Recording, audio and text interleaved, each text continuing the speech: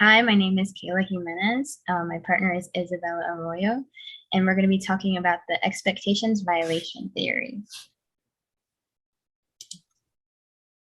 In this presentation, we have three objectives. So we're going to talk about what the theory is, the components of the theory, and criticisms of the theory. So what is expectancy violations theory?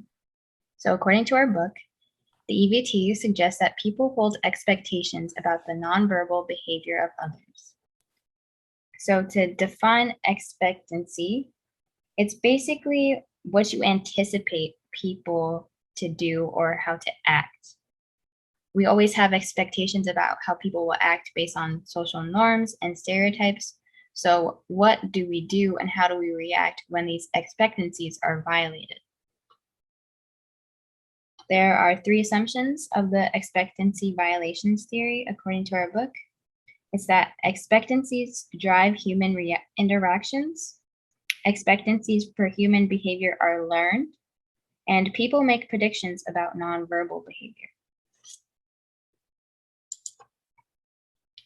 So the components of EVT that we'll be talking about are proxemics, threat thresholds, and violation and communicator reward balance. And Isabella is going to be talking about proxemics first. So proxemics is part of race relations in EVT, and the book says that proxemics is the study of persons' use of space.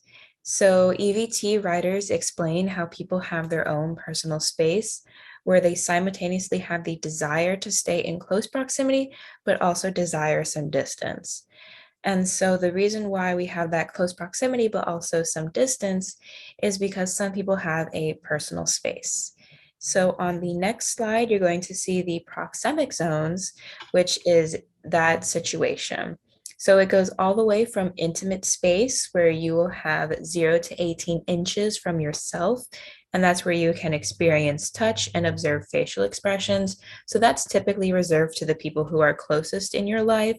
So like a partner or like your parents, children, things like that, all the way to the furthest over at public space, which is a spatial zone 12 feet and beyond, reserved for a teacher and student or just strangers in general, where you really don't want them too close to you. Spaces in between are your personal space, which can be, for example, a sales clerk or just like someone you're on an associate business with. But that can also be reserved for your social space, which is spanning between 4 to 12 inches. In the US culture, that is typically reserved for conversations between coworkers. This is also kind of where we put during the COVID-19 pandemic, where we sort of had that physical divide of people, where instead of now we had people originally who were in your personal space, we had to push them over to our social space, and it sort of physically divided people. And so that's why a lot of us didn't really feel too close to strangers anymore, because we had to push them out of one specific space into another zone.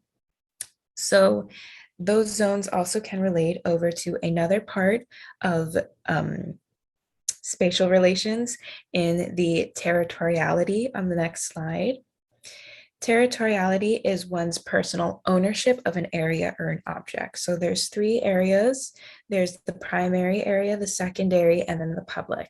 The primary area are exclusively domain over an area or an object. So that would just be things that are directly yours that you feel uncomfortable when other people are touching those objects. So that can be like your laptop, or for like a child, that could be their own personal sort of pencil case that you literally will specifically label, this is mine, I don't want anyone else to touch it. Secondary terries are objects that you have a personal connection to. So it would be, for example, if you drive past your high school, you would kind of think to yourself like, oh, that's mine, that was my high school. And then also public territories involve just no personal connection whatsoever. So just like a beach, a park, anything like that that you can just go to and you don't associate anything to. And then on the next slide, we have arousal, which arousal in the textbook explains it as one's interest or attention to deviation increases and one pays less attention to the message and more attention to the source of the arousal.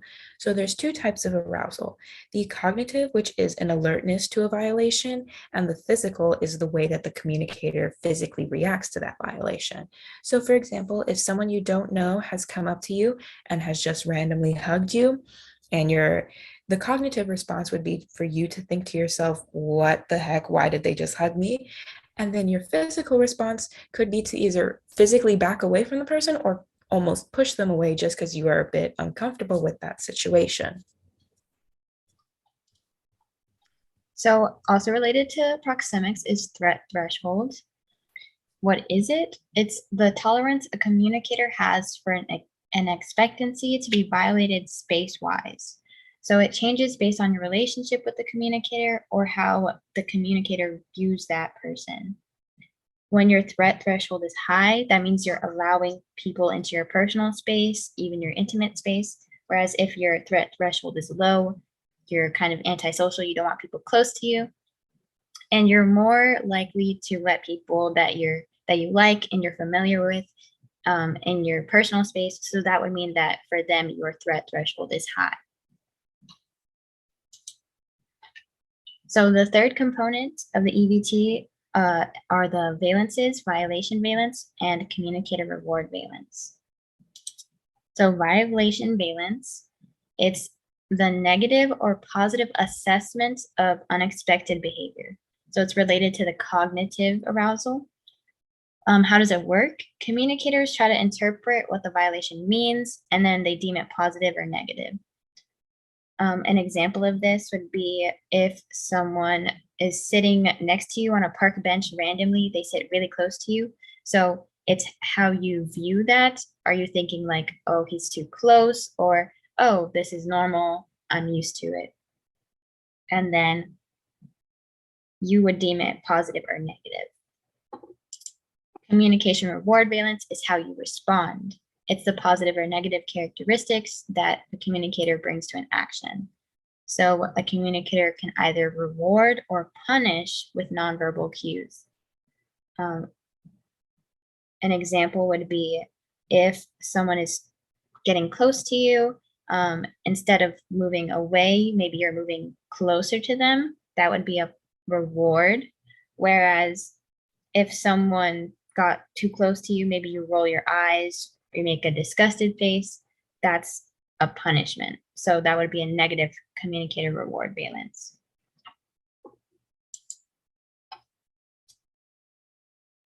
And so there are roughly 4 main critiques on EVT. There's the scope, utility, testability, and the heroism. So scope for EVT, at first, it seems a little too broad, but once you've actually just narrowed it down to just personal space, that's the focus of EVT. And so the scope is there. Utility, it presents advice and discusses the implementation of EVT. So that personal space bubble, that the violation theory, like how you react to other people. So it is there, but the testability, so far EVT has focused its implementation in Western cultures. And so it can be approved upon if it actually focused on a larger demographic and actually focused on other non-Western cultures. And then the heroism is the incorporation into different areas. So that includes political humor, obesity, victim impact statements.